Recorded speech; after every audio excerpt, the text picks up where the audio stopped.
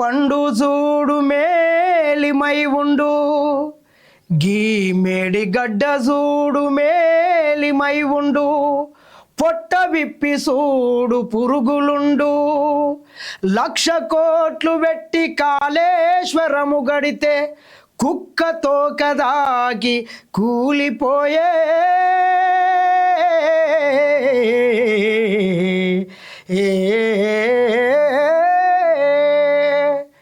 కల్వకుంట్ల దొర 1,00,000 కోట్లు పెట్టి కాళేశ్వరము గడితే 3 ఏండ్లు కాకముందే కూలేశ్వరమాయే. కల్వకుంట్ల కలల పుత్రిక, కల్వకుంట్ల మానస పుత్రిక అయ్యగారు ఫామ్ హౌస్లో వండుకొని కొన్ని సంవత్సరాల పాటు రక్తాన్ని ధారగా చేసి చిందించి అహోరాత్రులు కష్టపడి కాళేశ్వరం ప్రాజెక్టుని కడితే 1,50,000 కోట్లు పెట్టి కేవలం పట్టుమని 3 ఏండ్లు కాలేదు కానీ కుప్పగూలిపోయి 1,00,000 కోట్లు గోదావరిలో పోసినటువంటి పన్నీర్ లాగా కొట్టుకొని పోయి భద్రాచలం దగ్గర తేలినాయి. అయినా మళ్ళొకసారి సిగ్గు శరము సీము నెత్తుర లేకుండా అయ్యగారు ముఖం చూపించుకోలేక ఇక ఏం చెప్పాలనో ముఖం లేక షేల్ లేక ఆయన గారు ఫామ్ హౌస్లో అనుకుంటే ఈ చిన్న దొర రామయ్య నిన్న మేడిగడ్డ ప్రాజెక్టుకు వచ్చి డ్రామాలు ఓవర్ యాక్టింగ్ చేసే ప్రయత్నం చేస్తున్నాడు. దేశం మొత్తం ఎల్నినో ఎఫెక్ట్తో వర్షాలు పడక కొంత ఇబ్బందులు ఉన్నటువంటి వాస్తవమే. కానీ ఈ సందర్భంగా రామారావు ఏం చెప్తాడా అంటే మేడిగడ్డ దగ్గర నీళ్ళని ఆపి ఆ నీళ్ళని మొత్తం ఇక్కడ అన్నారము, సిందిల్లా, ఎల్లంపల్లి నుంచి మిడ్మానేర్ నుంచి అయ్యగారి ఫామ్ హౌస్లకు తీసుకురావాలి, ఇక లేకపోతే కుదరదు అని చెప్తున్నాడు. మిత్రులారా, నేను ఒక్కసారి చెప్తా, రామారావు చెప్పినట్లు వేస్తే ఒక మాట దిగితే ఒక మాట మాట్లాడినట్లు మాట్లాడితే కాదు. ఖచ్చితంగా అక్కడ సిడబ్ల్యూసి వాటర్ బోర్డు సభ్యులు నిష్ణాతులు మేడిగడ్డ దగ్గర ఎట్టి పరిస్థితుల్లో నీళ్లను ఆపడానికి అవకాశం లేదు. ఒకవేళ ఆపినట్లయితే దగ్గర 85 గేట్లు ఉంటాయి, 1 కిలోమీటరున్నర పైగా బ్యారేజ్ ఉంటుంది, దగ్గర 17 టీఎంసీల నీళ్ళు అక్కడ కెపాసిటీ స్టోరేజ్ అవుతాయి. ఒక్కసారి మేడిగడ్డ దగ్గర నీళ్ళని ఆపితేనే ఆ నీళ్ళని అన్నారం దగ్గరికి పంపు చేయడానికి అవకాశం ఉంటుంది. నీళ్ళని కనుక 17 టీఎంసీల నీళ్ళని అక్కడ స్టోరేజ్ చేసినట్లయితే ఏదైతే మేడిగడ్డ ప్రాజెక్టుల దగ్గర పగుళ్ళు ఉన్నాయి కదా, ఆ పగుళ్ళ దగ్గర మొత్తం ప్రాజెక్టు కొట్టకపోతే మేడిగడ్డ నుంచి భద్రాచలం వరకు దాదాపు 44 గ్రామాలు మొత్తం నీళ్ళలో మునిగిపోయే అవకాశం ఉంటుంది. ఒక 44 గ్రామాలే కాదు, భద్రాచలం రాములోరి గుడి కూడా మునిగిపోయే అవకాశం స్పష్టంగా ఉంటుంది. కాబట్టే సిడబ్ల్యూసి నివేదిక ఇచ్చింది కాబట్టే ఈరోజు ప్రభుత్వం మేడిగడ్డ దగ్గర నీళ్లను ఆపట్లేదు. ఆపితే కూలిపోతుంది అంతే. ఇక ఒత్తిడి ఏర్పడి బ్యారేజ్ కూలిపోతుంది. ఈ అయ్యగారికి తెలియకుండా పోయి ఆడేదో సెల్ఫీల కోసము దానికోసం దీనికోసము కటింగ్లు ఇచ్చే ప్రయత్నం చేస్తున్నాడు.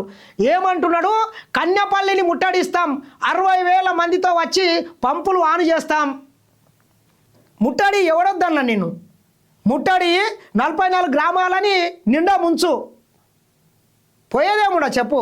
1,00,000 కోట్లు పెట్టి కాళేశ్వరం కడితే అది కూలిపోతే నేనెవడేం బీకాడు, నేనెవడేం బీకలేకపోయాడు. కాబట్టి మళ్ళొకసారి ముంచు, అప్పుడు నీ కడుపులో చల్లగా అవుతుంది. ఇంకేమంటాడు, కేసీఆర్ మీద కక్షతో రేవంత్ రెడ్డి రైతులకు శిక్ష వేస్తున్నాడు. 370 పిల్లర్లు ఉన్న మేడిగడ్డలో 2 పిల్లర్లు కుంగితే డ్రామా చేస్తున్నారు. 3,000 పిల్లర్లు కూడా ఉన్నది, ఒక్కటి కూలిపోయినా మొత్తం కూలినట్లే. అది రిపేర్ అయిన తర్వాతనే వాడుకోవడానికి ఆస్కారం ఉంటుంది. ఖచ్చితంగా వీటిని రిపేర్ చేసిందాక ఎట్టి పరిస్థితుల్లో 1 టీఎంసీ నీళ్ళని కూడా స్టోరేజ్ చేయొద్దని చెప్పి సెంట్రల్ వాటర్ బోర్డు చెప్పింది. ఆనాడు మీరు సెంట్రల్ వాటర్ బోర్డు చెప్పినటువంటి నిష్ణాతుల మాటలు పరిగణలోకి తీసుకోకుండా అయ్యా కొడుకు అల్లుడు కలిసి ఇష్టం వచ్చినట్లు ఫామ్ హౌస్లో కూర్చొని డిజైన్లు చేశారు కాబట్టి అది కుప్ప కూలిపోయింది. ఇకనైనా మీకు బుద్ధి మారాలి, ఆ రకంగా ప్రసాదించాలని నేను కూడా కోరుకుంటా.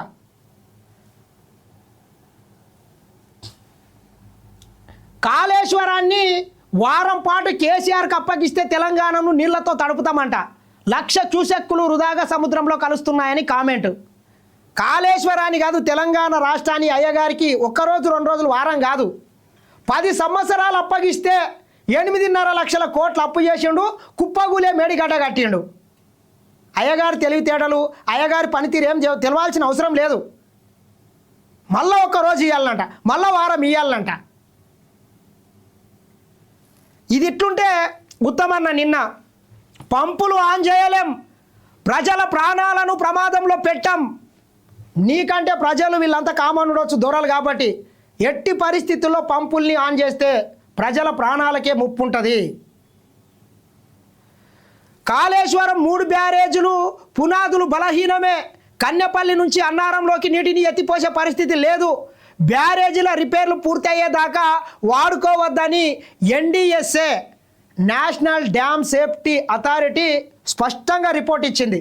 ఈ 3 బ్యారేజీలు కల్వకుంట్ల కలలపుత్రికలు అని చెప్పుకున్నటువంటి మేడిగడ్డ, అన్నారం, సుందిల్ల, ఈ 3 బ్యారేజీలు రిపేర్ అయిందాక అక్కడ నీళ్లను నిలిపొద్దని చెప్పింది. మీరు ఆ రోజు ఇంజనీర్ల మాటలు వినలేదు కాబట్టి అది కూలిపోయింది. సొంత తెలివితేటలు, గాడిది పని గాడిది చేయలే, గుర్రం పని గుర్రం చేయలే, మనిషి పని మనిషి చేయలే, అన్నీ నేనే చేస్తా అంటే గిట్టనే అవుతుంది. అయ్యగారు అన్నీ నేను చేస్తా అంటే ఇట్లా అవుతుంది.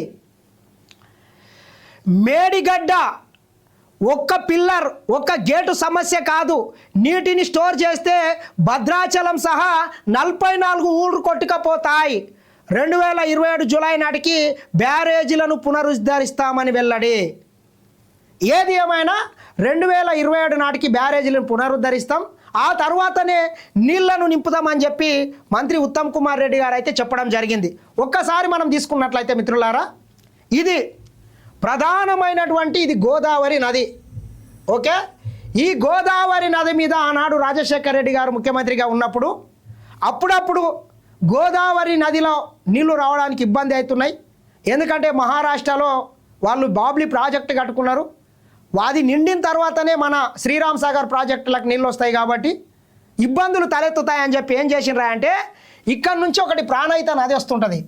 ఈ ప్రాణహిత నదికి సంబంధించినటువంటి నీళ్లను ఇక్కడ ఒక బ్యారేజ్ కట్టి, తమ్మిడిగట్టి దగ్గర ఒక బ్యారేజ్ కట్టి నేరుగా ఇక్కడ నుంచి ఇక్కడ ఎల్లంపల్లికి ఎత్తిపోసినట్లయితే గోదావరిలో నీటి కొరత ఉన్నప్పుడు ఈ నీళ్లను ఇక్కడ ఎల్లంపల్లి నుంచి ఇక్కడ mid Maneru, lower Maneru, upper Maneru, అదేవిధంగా చేవెళ్ళ వరకు కూడా తీసుకొని రావచ్చు అని చెప్పి ఆనాడు ప్రణాళికలు చేసిండ్రు.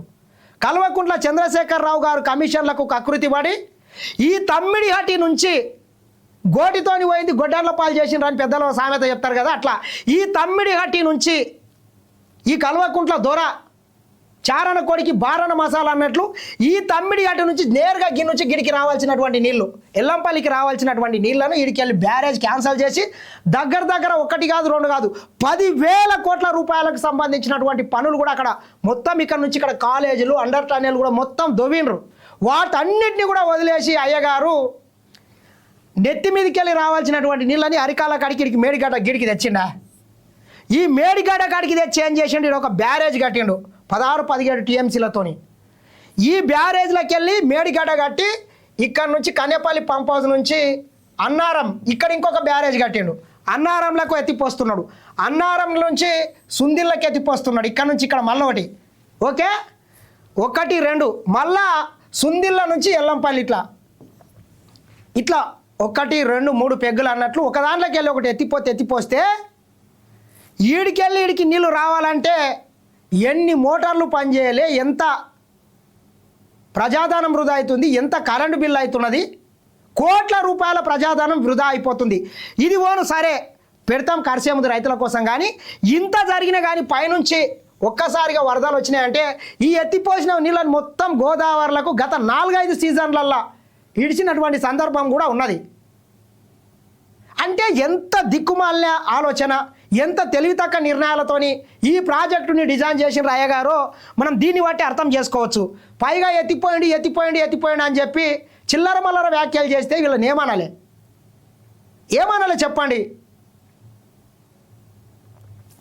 మళ్ళీ పోయి నిన్న డ్రామాలు చేసిన లంగ పని దొంగ పని సరిపోదన్నట్లు మళ్ళీ పోయి డ్రామాలు చేస్తున్నారు. ఈ అయ్యగారులు చూడండి, ఇట్లా సెల్ఫీల కోసము సెల్ఫీల కోసం ఇట్లా కన్యపల్లి పంప్ హౌస్ దగ్గర పోయి ఇట్లా బీఆర్ఎస్ నాయకుల్ని కొంతమందిని భజన భక్తుల్ని తీసుకొని పోయి జోకుడుగాళ్ళని తీసుకొని పోయి అయ్యగారు డ్రామా వేస్తున్నారు. రామారావు నీ డ్రామా మొత్తం చూసిండ్రు. ఈ 10 ఏళ్ళు డ్రామానే నడిపించిండ్రు. ఎందుకో కాంగ్రెస్ కట్టినటువంటి ఏ ఒక్క ప్రాజెక్టు కూలిపోలేదు ఈరోజు కూడా. నేను ఇందాక చెప్పినట్లు ఎవరి పని వాడు చేయాలి. ఈరోజు కూడా మళ్ళొకసారి CWC national dam safety authority స్పష్టమైనటువంటి నివేదిక ఇచ్చి అరే అక్కడ నీళ్ళని నిలిపొద్దంటే మరొకసారి తెలంగాణ రైతన్నలను రెచ్చగొట్టడానికి అక్కడ పోయి ఈ జోకుడుగాళ్ళని వేసుకొని ఏంది ఈ డ్రామా, ఏంది ఈ ఓవర్ యాక్టింగ్, ఏంది మళ్ళొక వారం రోజులు కేసీఆర్కి అప్పగిస్తే ఏమో చేస్తాడంట, ఇంకేం చేయడు. ఆ 44 గ్రామాలని కూడా గోదావరిలో ముంచుతాడు. ఏం పోతుంది అయ్యగారిది చెప్పండి. కన్నెపల్లి పంప్ హౌస్లోకి ప్రవహిస్తున్న జలాలను పరిశీలిస్తున్న బీఆర్ఎస్ వర్కింగ్ ప్రెసిడెంట్, ఆయన వెంట పార్టీ ప్రధాన కార్యదర్శి జీవన్ రెడ్డి అంట. మాజీ మంత్రులు జగదీష్ రెడ్డి, కొప్పుల ఈశ్వర్, గంగుల సత్యవతి, ఎంపీ వదిరాజు, రవీంద్ర చంద్ర, ఎమ్మెల్యే కౌశిక్ రెడ్డి, నేతలు వినోద్ కుమార్, బాల్క సుమన్ తదితరులు ఉన్నారంట. వీళ్ళందరినీ పోయి ఇట్లా జోక్ తీసుకుంటుంటాడు. ఏముంది ఆడ పీటు నీళ్లు లేవు. పీటు నీళ్లు లేనిది 60-70 వేల క్యూసెక్ల నీళ్లను ఏ రకంగా పంప్ హౌస్లకు నీళ్ళే సకారాలే వాడ. ఒక పీట్ నీళ్ళు ఉన్నాయి. ఈ పంప్ హౌస్లకు నీళ్లు రావాలంటే ఆడ కింద మేడిగడ్డ దగ్గర నీళ్ళని ఆపాలి, స్టోరేజ్ చేస్తే నీ పంప్ హౌస్లకు వస్తాయి. ఇంత చిన్న లాజిక్ని పట్టుకొని ఇక మా అయ్యకి ఇస్తే ఇచ్చేస్తాడు, పీకి పందిరేస్తాడు, కట్టలు కడతాడు, ఫామ్ హౌస్లో రోజు కడుతున్నాడు అనేటట్లు ఈ కథలేంది, ఈ కార్ఖానేంది. కాళేశ్వరాన్ని కేసీఆర్కి అప్పగిస్తే ఊరూర నీళ్లు పారిస్తాడంట. కాళేశ్వరం తెలంగాణకు వరం, రేవంత్ రెడ్డి రాష్ట్రానికి శనేశ్వరం అంట. ఎవరు శనేశ్వరము, ఎవడు 8.5 లక్షల కోట్ల అప్పు చేసిండు, ఎవడు ఈ రాష్ట్రాన్ని లూటీ చేసిండు, తెలంగాణ ప్రజలు చూసిండ్రు కాబట్టి తగిన బుద్ధి చెప్పిండ్రు, కర్ర కాల్చి వాత పెట్టిండ్రు. ముఖం చూపుకోలేకనే మీ అయ్య పోయి ఫామ్ హౌస్లో వండుకున్నాడు. ఇరిగేషన్ మంత్రి మాజీ హరీష్ రావు కూడా ఆయన కూడా ముఖం చూపించుకునే ముఖం కూడా చూపించుకోలేకపోతున్నాడు. ఈయన గారు వచ్చి డ్రామా చేస్తున్నాడు. మేము చూడండి మీ అయ్య పాలన మళ్ళా వారం ఎందుకు అప్పగిస్తారు? ప్రజలు గెలిపిస్తే అప్పగిస్తారు, ఓడిపోతే ఫామ్ హౌస్లో వండుకోవాలి, లేకపోతే ప్రతిపక్ష బాధ్యత వహించాలి. ఇక మళ్ళీ ఇవ్వండి, ఇక మళ్ళీ వస్తాం, ఎవడిస్తాడా అట్లా? కాబట్టి రామారావు ఇకనన్నా నీ డ్రామాలు కట్టి పెడితే బాగుంటుందని హెచ్చరిస్తున్నా. నీ ఓవర్ యాక్టింగ్ బంద్ చేస్తే బాగుంటుంది. మీరు చేసిన విధ్వంసం చాలు. ఏదో నమ్మి నాన్న వస్తే పుచ్చి బుర్రలాయి మీనికి తేలినాయంట, అట్లున్నది మీ పరిపాలన. ఈరోజు ఏదో కొత్త మేము చూడని పరిపాలన నావా మీ అయ్యేది. 10 ఏళ్ళు చూసినాం. సబ్బండ వర్గాలను నాశనం చేసిండు. నీళ్లు, నిధులు, నియామకాలు మొత్తం మీ ఇంటికే పోయినాయి. 1200 మంది ఆత్మ బలిదానాలు చేసుకుంటే ఒక్క అమరుని కుటుంబాన్ని కూడా గుర్తించినటువంటి సందర్భం లేదు. జై తెలంగాణ అన్నోని తీసుకుపోయి జైల్లో పెట్టిండ్రు. తెలంగాణ ద్రోహుల్ని మొత్తం తీసుకొని వచ్చి మీ పక్కన కూర్చుని పెట్టుకున్నారు, మంత్రుల్ని చేసిండ్రు. ఎర్రబెల్లి దయాకర్ రావు లాంటి వాళ్ళను. వాళ్ళు రానోడు మంత్రే, వీళ్ళు రానోడు మంత్రే. 10th క్లాస్ ఫెయిల్ అయిన వాళ్ళు హోంశాఖ, ఇంటర్మీడియట్ ఫెయిల్ అయిన వాళ్ళు విద్యాశాఖ. మీ మంత్రివర్గము, మీ పనితీరు అంత చేసిన ఆయననేమో బాగా చదువుకున్న ఆయననేమో ఫామ్ హౌస్లో అనుకొని పరిపాలించాడు. 10 ఏళ్ళు పాలనను గాడికి వదిలేసి విలాసవంతమైనటువంటి గడిలు నిర్మించుకొని సకల సౌకర్యాలను అందుకుంటా పరిపాలన చేశారు. మేము చూడలేదా? మేము చూడని పరిపాలన కాదు కదా. మళ్ళొకసారి ఎందుకు ఇస్తారు మీకు? కాబట్టి నీ డ్రామా, నీ ఓవర్ యాక్టింగ్ అన్నీ కట్టి పెడితే బాగుంటుందయ్యా. రామారావు, కాళేశ్వరం బ్యారేజీల పంపులు ఆన్ చేయడం సాధ్యం కాదని ఇరిగేషన్ మంత్రి ఉత్తమ్ కుమార్ రెడ్డి స్పష్టం చేశారు. బ్యారేజీలకు రిపేర్లని పూర్తి అయ్యే వరకు 3 బ్యారేజీలను వాడుకోవద్దని నేషనల్ డ్యామ్ సేఫ్టీ అథారిటీ స్పష్టం చేసిందన్నారు. అన్నీ నేను చెప్పినట్లే 3 ప్రాజెక్టులు కూడా ఈరోజు కిందికెళ్ళి లీకేజ్ అవుతున్నాయి. కాబట్టి ఇకనైనా ఇటువంటి ఓవర్ యాక్టింగ్ బంద్ చేస్తే బాగుంటుందని హెచ్చరిస్తున్నా.